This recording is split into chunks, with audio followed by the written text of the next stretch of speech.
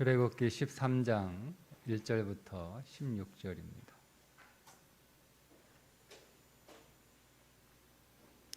여호와께서 모세에게 일러 이르시되 이스라엘 자손 중에서 사람이나 짐승을 막론하고 태에서 처음 난 모든 것은 다 거룩히 구별하여 내게 돌리라. 이는 내 것이니라 하시니라. 모세가 백성에게 이르되 너희는 애굽 곧 종되었던 집에서 나온 그날을 기념하여 유교병을 먹지 말라. 여호와께서 그 손의 권능으로 너희를 그곳에서 인도해 내셨음이니라. 아비벌 이날에 너희가 나왔으니 여호와께서 너를 인도하여 가나안 사람과 헷 사람과 아모리 사람과 히위 사람과 여부스 사람의 땅 곧 네게 주시려고 네 조상들에게 맹세하신 바 젖과 꿀이 흐르는 땅에 이르게 하시거든. 너는 이 달에 이 예식을 지켜 이래 동안 무교병을 먹고 일곱째 날에는 여호와께 절기를 지키라. 이래 동안은 무교병을 먹고 유교병을 네게 보이지 아니하게 하며 내 땅에서 누룩을 네게 보이지 아니하게 하라. 너는 그날에 네 아들에게 보여 이르기를 이 예식은 내가 애굽에서 나올 때 여호와께서 나를 위하여 행하신 일로 말미암음이라 하고 이것으로 내 손의 기호와 내 미간의 표를 삼고 여호와의 율법이 내 입에 있게 하라. 이는 여호와께서 강하신 손으로 너를 애굽에서 인도하여 내셨음이니 해마다 절기가 되면 이 규례를 지킬지니라.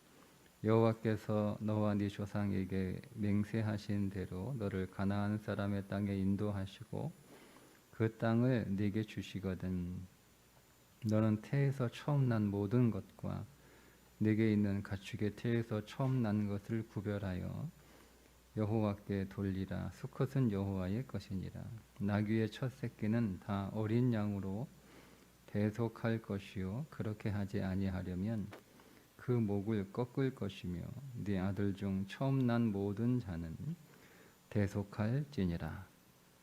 후일에 네 아들이 네게 묻기를 이것이 어찌 됨이냐 하거든 너는 그에게 이르기를 여호와께서 그 손의 권능으로 우리를 애굽에서 곧 종이 되었던 집에서 인도하여 내실세 그때에 바로가 완악하여 우리를 보내지 아니하매 여호와께서 애굽 나라 가운데 처음 난 모든 것은 사람의 장자로부터 가축의 처음 난 것까지 다 죽이셨으므로 태에서 처음 난 모든 수컷들은 내가 여호와께 제사를 드려서 내 아들 중에 모든 처음 난 자를 다 대속하리니 이것이 내 손의 기호와 내 미간의 표가 되리라. 이는 여호와께서 그 손의 권능으로 우리를 애굽에서 인도하여 내셨음이니라 할지니라. 아멘. 초태생은 다 하나님 앞에 드리는 것과 그리고 무교절을 지키라고 하시는 말씀이죠. 먼저 이제 매년 이제 무교절 7월 14일부터 7월 14일은 6월절이고요. 15일부터 무교절 일주일 기간입니다. 그 기간 동안에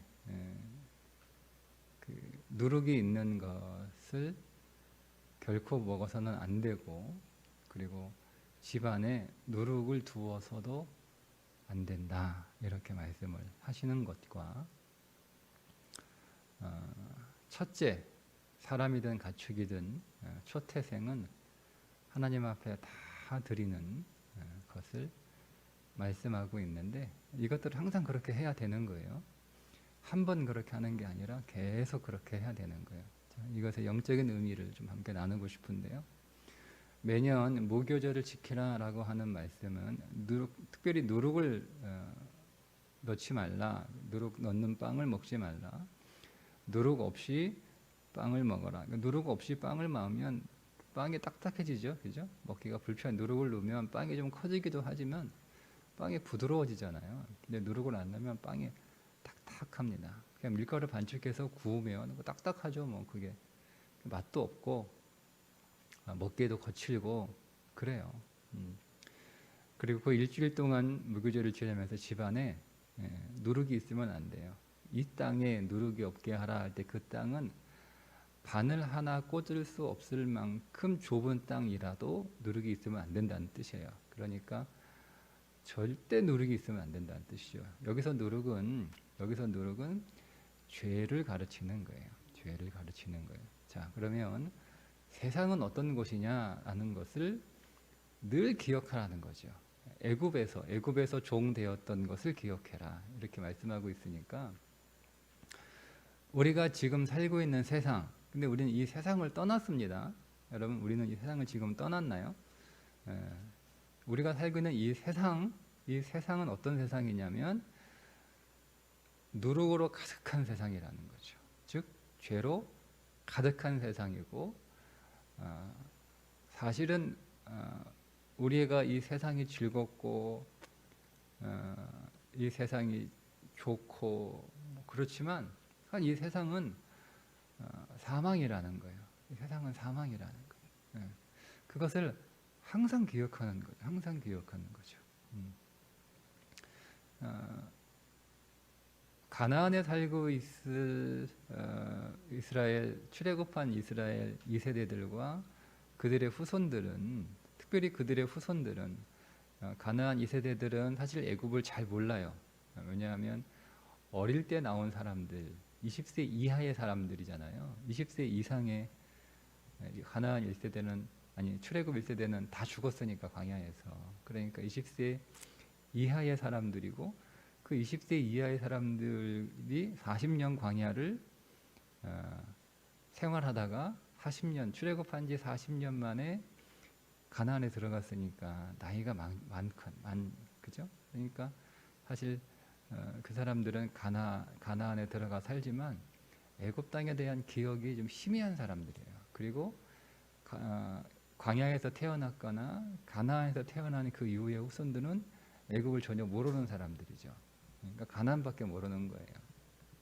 근데 계속 애굽으로 가려고 하는 그런 성향들이 있는 거예요. 그러니까 애굽이 어떤 건지 잘 모른단 말이에요. 보면 되게 화려하죠. 되게 잘 살고. 그래서 여러분 이스라엘 역사를 쭉 이렇게 보시면 뭐 아람이나 아니면 뭐 아수르나 뭐 그 외 여러 가지 주변에 있는 나라들의 공격을 받게 되면 자꾸 애굽에 손을 내밀어요. 우리 도와달라, 뭐 우리하고 조약하자, 뭐 이렇게. 또 어려운 일이 있으면 또 계속 애굽을 이렇게 찾아가게 되고, 이게 그 성향이에요. 우리의 성향이에요. 가나안에 살고 있지만 애굽이 어떤 곳인지를 몰라요. 애굽을 겪어보지 않았어요. 그리고 밖에서 보니까 애굽은 굉장히 화려해요. 굉장히 잘 사는 것 같고 굉장히 좋아 보여요. 그러니까 매년 무교절을 지내면서 그 애굽은 죄라는 것, 그 애굽은 무교병 빵처럼 사실은 맛없고 딱딱하고 거칠다는 것, 이것들을 계속 가르쳐 주는 거예요. 계속 가르쳐 주는 거예요. 그게 무교절이에요. 그러니까 여러분 오늘 우리가 지금 살고 있는 이 세상은 죄로 가득한 세상이고, 그 세상은 매우 거칠고 매우 딱딱하고 사실은 매우 맛없는 세상이라는 거예요. 그거를 계속 오늘 우리가 우리의 마음 안에 계속 새기고, 또 그것들을 계속 우리 자녀들에 계속 전수해 줘야 되는 것이 신앙이죠. 그러니까 여러분 세상에서 잘 사는 것이 신앙이 아니고 세상을 정복하는 것이 신앙이에요. 세상을 정복하는 건 세상에서 최고 잘 사는 게 아니고요. 세상을 나오는 거예요. 세상을 정복하는 거예요. 정복은 세상에 끌려가는 게 아니잖아요. 그죠? 세상의 지배를 받고 사는 게 아니에요. 그러니까 세상에서 잘 사는 것과 세상을 정복하는 다르다는 것을 우리가 알고 있어야 됩니다. 우리는 세상에서 잘 사는 것이 세상을 정복하는 것이다 라고 오해할 수 있고요. 세상을 정복하는 것이 세상에서 으뜸이 되어 그 세상에서 제일 잘 사는 사람이 되는 것이라고 우리가 잘못 알고 있을 수 있는데, 우리는 세상에서 잘 사고 승리하고 성공하는 사람이 아니라 세상을 정복하는 사람이 돼야 되는 거예요. 승리와 정복은 다르다는 것을 좀 우리가 새길 필요가 있어요. 왜요? 그 세상은 죄악이기 때문에 그렇습니다. 여러분, 죄악된 세상에서 승리해봐야 죄로 승리한 거지 믿음으로 승리할 수 없어요. 그러니까 그 죄악된 세상을 정복해야 되는 거예요. 세상에 끌려가지 않는 인생, 세상을 따라가지 않는 인생, 세상에 붙잡혀 있지 않는 인생, 세상에 요소가 없는 인생이 세상을 정복한 거예요. 그러니까 우리는 세상을 정복하라고 하나님이 우리에게 세상 가운데 두신 거지 세상에서 성공하라고 두신 것이 아니에요. 우리가 하나님 세상에서 성공하게 해달라고 할 때 그 기도의 의미는 세상을 정복하라고 하는 의미로 그런 표현을 쓰는 거지 그냥 아주 정확하게 구분해서 쓰려면 성공이라고 하는 단어, 성공이란 단어는 성경에 없어요. 정복이라고 하는 단어가 있지 성공이란 단어는 없어요. 그러니까 우리는 정확하게 쓰려면 정복이라고 하는 단어를 써야 되는 거예요. 세상을 밟고 서 있어야 되는 거예요. 밟고 서 있는 거예요. 떠받들고 서 있는 게 아니라 세상을 밟고 서 있어야 되는 거예요. 그러니까 이거를 계속 가르치라는 거예요. 누구에게? 자녀들에게. 이것이 유대인의 이스라엘 백성들의 자녀 교육이었어요. 세상에서 성공해라, 세상에서 잘 살아라, 세상에서 으뜸이 되라 이렇게 가르친 게 아니라 세상을 정복하라는 거예요. 세상은 죄악이야. 세상은 보기에는 화려하고 보기에는 좋아 보이고 보기에는 재밌어 보이고 멋있어 보이는데 실상은 딱딱하고 거칠고 죄로 가득한 곳이 세상이야. 우리는 그 세상에 살고 있으니 그 세상을 따라가거나 그 세상을 떠받들거나 그 세상과 친구가 되거나 그 세상에 동원돼서 안 되고 그 세상을 정복해야 된다. 그게 세상에 나오는 거다라는 거죠. 그들이 살고 있는 가나안 땅을 애국으로 만들지 말라는 거예요. 여러분, 우리가 살고 있는 우리 교회를 세상으로 만들면 안 돼요. 여러분의 가정을 세상으로 만들면 안 돼요. 우리는 그게 세상을 정복하는 거예요. 우리가 어쩔 수 없이 이 세상을 살아가니까 우리가 뭐 이 세상을 다 정복해서 가나안을 만들 수는 없어요. 그건 주님이 오셔가지고 다 정복하십니다. 근데 우리는 세상에 살고 있는 우리는 세상에 둔 이 교회를 세상을 정복하는 교회로 세워야 되는데 이 교회가 세상을 닮으면 안 되는 거예요. 세상의 가치와 세상의 방법과 세상의 목적이 교회 안에 있으면 안 되는 거예요. 교회와 세상이 구별이 안 되면 안 되는 거예요. 거룩은 깨끗한 게 아니라 다르다는 거예요. 거룩은 다른 거예요. 그러니까 여러분, 우리가 거룩한 그 삶을 살아간다고 할 때 우리는 이런 말을 들어야 되는 거예요. 교인은 다르네 라는 말을 들어야 되는 거예요. 교회는 다르네 이런 말을 들어야 되는 거죠. 뭐 교회 다니는 사람이나 뭐 안 다니는 사람이나 다 똑같네 이런 말 들으면 우리는 부정해진 거예요. 교회가 세상하고 똑같네 이런 말 들으면 교회는 부정하게 된 거예요. 우리는 뭐 먹고 있는 거? 우리는 계속 유교병을 먹고 있는 거죠. 누룩을 먹고 있는 거예요. 그런 일이 일어날 수밖에 없으니까 그것을 일어나지 않도록 계속 그것을 가르치라는 거예요. 근데 이걸 안 가르치죠. 그래서 결국 다 망합니다. 결국 망합니다. 다 세상의 포로로 끌려갑니다. 그죠? 다시 포로로 끌려가잖아요. 거기서 나왔는데 애굽과 바벨론은 같은 뜻이에요. 다 바벨론으로 끌려가잖아요. 애굽보다 더 지독한 바벨론이에요. 바벨론은 애굽보다 더 지독한 것이고 애굽에서 업그레이드 된 거예요. 그게 바벨론이에요. 그러니까 결국 세상을 정복하지 못하고 세상을 사모하고 세상을 좋아하니까 결국 그 세상의 포로가 되어 끌려가잖아요. 자, 그거를 이미 예고한 것이 소돔과 고모라를 선택한 롯의 인생입니다. 얼마나 좋아 보이냐. 애굽 정확하게 나와요. 애굽과 같았더라. 성경이 정확해요. 창세기 여러분 13장에 애굽과 같았더라 이게 나와요. 그 애굽과 같은 소돔을 선택한 거예요. 롯이. 얼마나 화려하고 얼마나 살기 좋고 얼마나 재밌고 얼마나 좋아 보이는지 그냥 막 단숨에 두 번 생각 안 하고 소돔을 선택했더니 거기서 롯이 어떻게 되죠? 포로로 잡혀가지 않습니까? 그죠? 예, 그걸 누가 구해와요? 아브라함이 구해오죠. 그리스도가 우리를 구해오시는 거예요. 끌려가서. 예, 그런데도 거기 안 떠나요. 그죠? 결국 그 세상을 하나님이 심판하시잖아요. 심판하시잖아요. 예, 이걸 계속 가르치라는 거예요. 그러니까 우리가 이걸 알아야 될 거 아니에요. 우리가 알아야 될 거 아니에요. 그러니까 우리가 지식으로 그냥 우리가 여러분 지식으로 무교절 지낼 수 있어요. 무교절. 무교병 먹을 수 있어요. 근데 여러분 그거는 사실 아무런 의미가 없는 거예요. 계속 세상에 살고 있고 세상을 흠모하고 세상에 있기를 더 좋아하고 세상을 더 많이 소유하고 있으면서 그 세상에서 매일 무교병 먹으면 뭐 합니까? 아무런 소용 없는 거죠. 우리의 신앙이 그렇게 되면 안 돼요. 지식이 우리 안에 아무리 여러분 많이 있어도 우리의 삶에 실천이 없으면 그 지식은 다 헛된 거예요. 그러니까 오늘 이 말씀은 세상을 나오라는 거예요. 무교절을 지키라고 하는 절기를 가르쳐 주는 게 아니라 그 절기를 통해서 결코 애굽으로 돌아가지 마라. 결코 애굽으로 돌아가지 마라.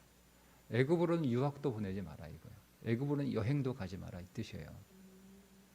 적용하면 우리는 가나안만 있으면 돼. 애굽 가면 공부도 잘하는데 애굽에 볼 게 훨씬 많은데요. 그래도 가지 말라는 거예요. 우리 다 생각하죠. 뭐 애굽 구경하고 오는 게 그게 뭐 어때서? 애굽 가서 유학해가지고 해상가를 다 배워 해상을 알아야 정복하지. 지피지기이면 백전 불패라. 뭐 이렇게 뭐 유식하게 말 써가면서 그러지 말라는 거예요. 그러지 말라는 거예요. 절대 누르기 있으면 안 돼요. 누르기 있으면 안 돼요. 이거를 가르치는 거예요. 두 번째는 초태생 처음 난 것을 다 하나님 앞에 바치는 거예요. 근데 여러분 성경에서 중요한 개념이 하나 있는데 첫째는 전체를 대표합니다. 부부는 로마서에 나오죠. 부부는 전체를 대표합니다. 그러니까 첫째를 드리는 것은 전체를 드리는 것의 상징으로 대표로 드리는 거예요. 대표로 드리는 거예요. 그렇게 첫째를 드리라는 거예요. 11조는 전체의 대표지 10분의 1을 드리는 게 아니에요. 우리가 잘못 생각하고 있는 거예요. 그러니까 우리가 짐승의 첫 것을 드렸어요. 이 짐승의 첫 것은 모든 짐승의 대표죠. 그렇죠? 그러니까 첫째만 하나님 것만 되는 게 아니고 모든 것이 다 하나님 거라는 거예요. 그것의 대표로 첫째를 드리는 거예요. 그러니까 우리의 인생의 모든 것들은 다 하나님 거라. 가나안의 삶은 어떤 삶이냐면 나 자신을 비롯해서 우리의 모든 것이 다 하나님의 거라는 거예요. 다 하나님의 거라는 거예요. 그러면 여러분 하나님의 거라고 하는 것은 기쁜 소식이죠. 하나님의 거라는 기쁜 소식 아니에요? 하나님의 건 누가 책임지는 거예요? 하나님이 책임지는 거예요. 그 신앙으로 살라는 거예요. 하나님이 책임진다. 그러니까 여러분 우리가 하나님 앞에 11조를 드린다라고 하는 것은 내 모든 재산의 전체가 다 누구 거라는 거예요. 하나님 거라는 거예요. 내가 땀 흘리고 내가 열심히 일해서 벌었다고 내 것이 아니라는 거예요. 다 하나님 거라요. 그 말을 들으면 그러면 내 인생 누가 책임지는 거예요? 10분의 9가 내 인생을 책임지는 게 아니에요.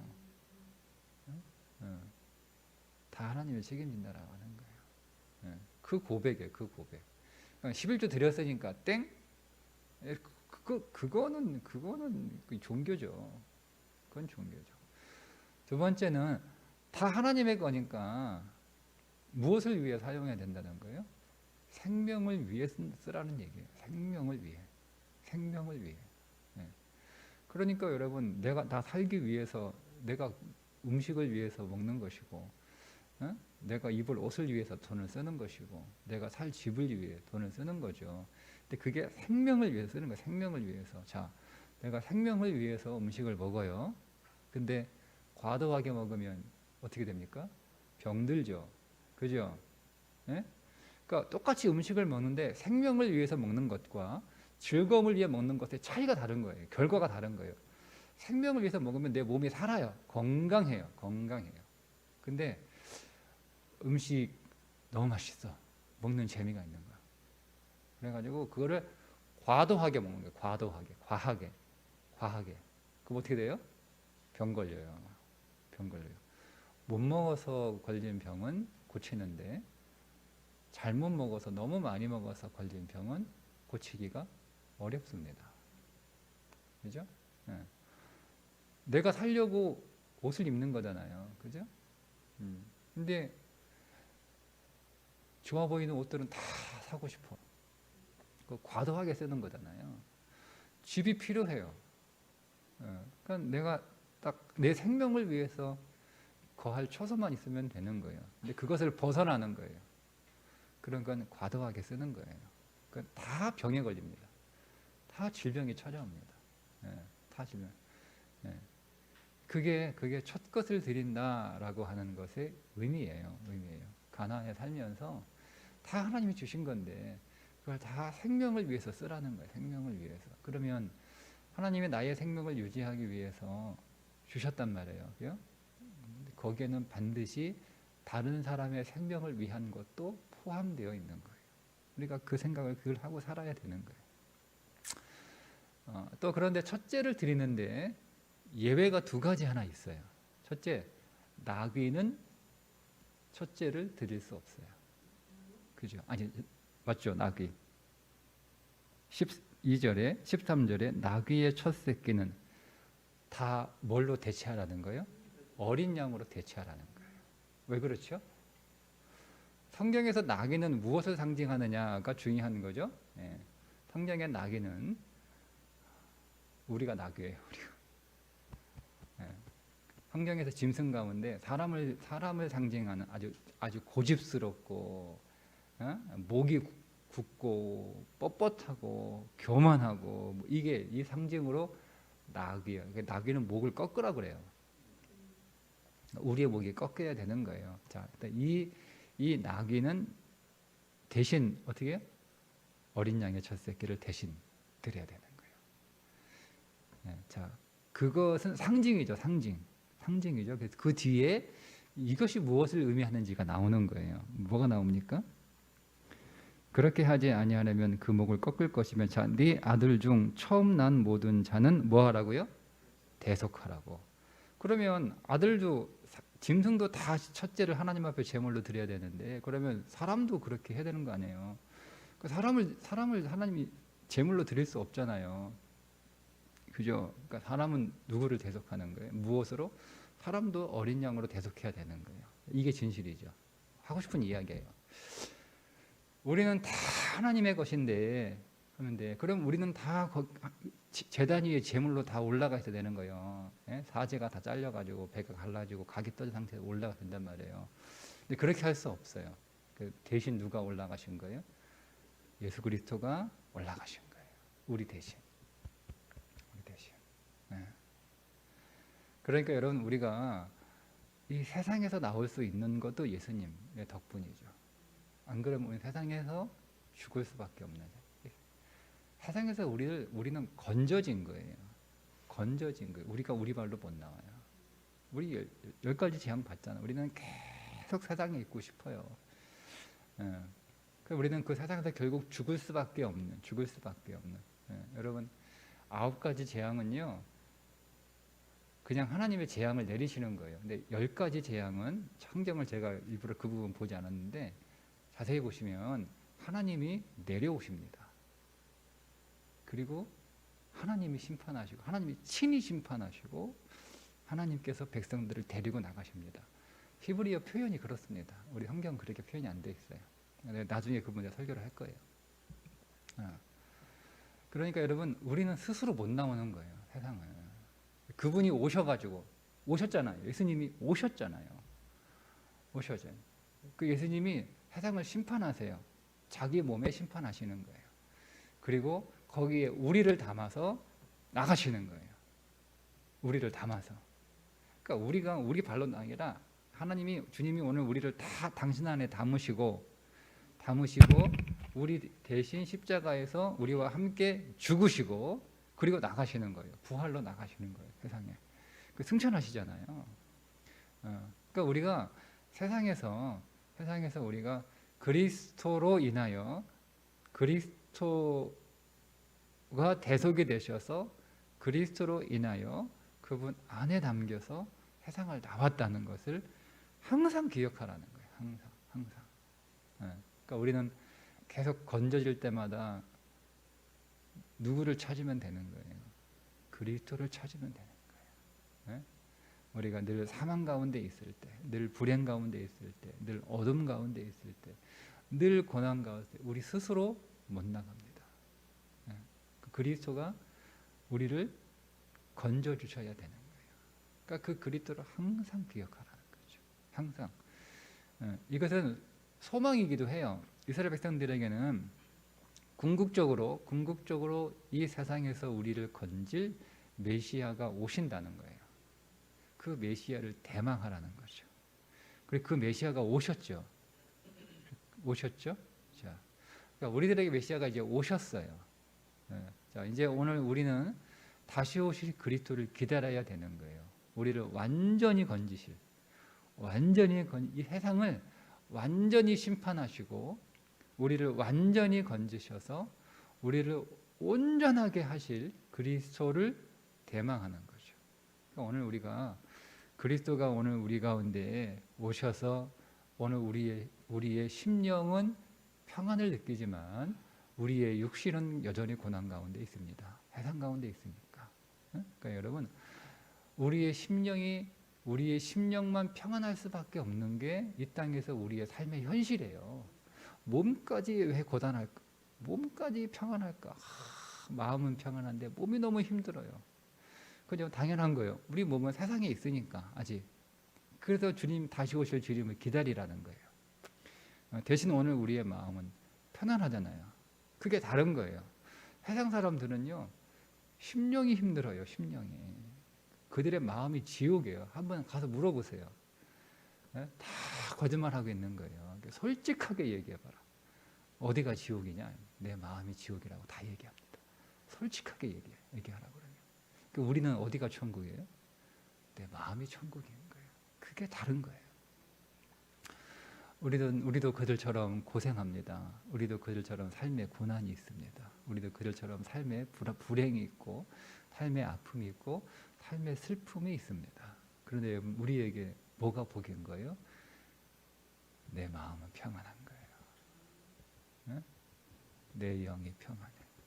평안해. 내 영이 평안해. 그게 우리에게 주신 복이에요. 근데 세상은요, 여러분, 그들이 살아가는 삶의 자리가 지옥이 아니고요, 그들의 마음이 지옥이에요. 마음의 지옥. 들여다보세요. 솔직하게 얘기해 보라 그러세요. 맞아. 지옥이 다른 데 있는 게 아니야. 내 마음이 지옥이야. 내 마음이 지옥이야. 그러면요, 마음이 지옥인데 뭐 아무리 좋은 거 먹고 아무리 좋은 거 타고 아무리 좋은 거 입고 아무리 좋은 집에 살면 뭐합니까? 마음이 지옥인데 내가 지옥이면은요, 내가 가는 곳은 다 지옥이야. 다 지옥. 근데 우리는 내 마음이 평안이니까 내가 가는 곳은 다 뭐예요? 다 천국이죠. 이게 다른 거예요. 그렇지만 오늘 우리에게는 완전한 구원이시요, 완전한 천국이고 완전한 평안이신 그리스도가 오실 것을 우리가 기다리는 거죠. 우리의 소망은 뭐라고요? 그리스도예요. 세상이 우리의 소망이 아니에요. 그 그리스도가 이 세상을 완전히 짓밟아 버리시고 새 하늘과 새 땅을 창조하실 그 날을 우리가 기다리는 거죠. 그 소망이죠. 그 소망이 오늘 우리에게 이루어지기까지 우리는 세상에서 두 가지를 살아가는 두 가지 믿음으로 세상을 정복해야 된다라고 하는 믿음으로, 그 세상에서 우리를 그리스도가 건지셨다라고 하는 믿음으로, 내 모든 것은 다 누구 거라는 거예요? 하나님의 것이라고 하는 믿음으로 사는 거죠. 그것이 이 땅을 살아가는 신앙 고백입니다. 이걸 계속 가르치라는 거예요. 우리 스스로에게 계속 가르치고 우리가 우리 자녀들에게 계속 가르쳐주는 거예요. 네. 세상은 다 죄야. 우리는 거기서 건져진 그리스도의 것이야. 이 가르치라는 거예요. 그러니 여러분, 이 세상에서 우리를 건지신 그리스도가 우리를 소유하셔서 우리의 인생을 책임지십니다. 끝까지 보호하십니다. 어떤 것도 거기서 끊을 수 있는 것은 없습니다. 그 믿음 안에서 오늘도 승리하시기를 주님의 이름으로 축복합니다. 기도하겠습니다. 하나님 아버지, 오늘도 우리가 세상에 살고 있으나 그러나 오늘 우리의 믿음은 가나안이 되게 하시고 우리의 심령은 천국이 되게 하시고 우리의 소망은 하나님 나라 되게 하여 주옵소서. 오늘도 우리의 심령에 강같은 평안이 흐르게 하시고 샘솟는 기쁨으로 주여 이 세상에 살지만 우리가 이기게 하시고 승리하게 하시고 정복하게 하여 주옵소서. 예수님의 이름으로 기도드리옵나이다. 아멘.